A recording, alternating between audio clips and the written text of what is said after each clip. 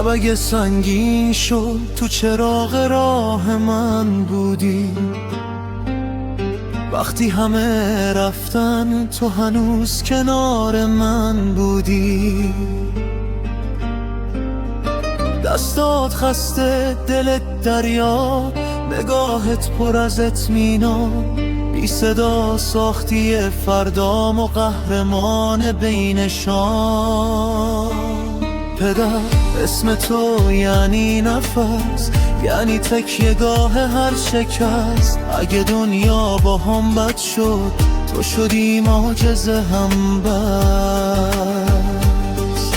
روزت مبارک عشق بیادم، ای غرور من ای اوج دام.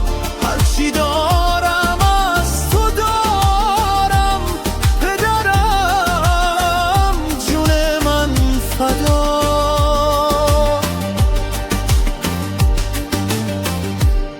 خواب خودتو دادی به من تا رویا ببافم بزرگ، زیر بارون سختی ها تو نبودی میشکستم زود.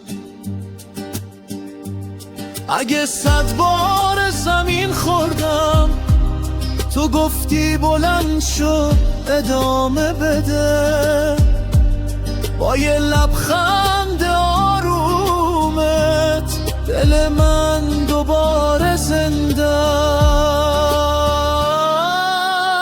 است. پدر تو دلیل باورمی، تو پناه آخرمی. اگه دنیا ازم بگیره تو همیشه کنارمی.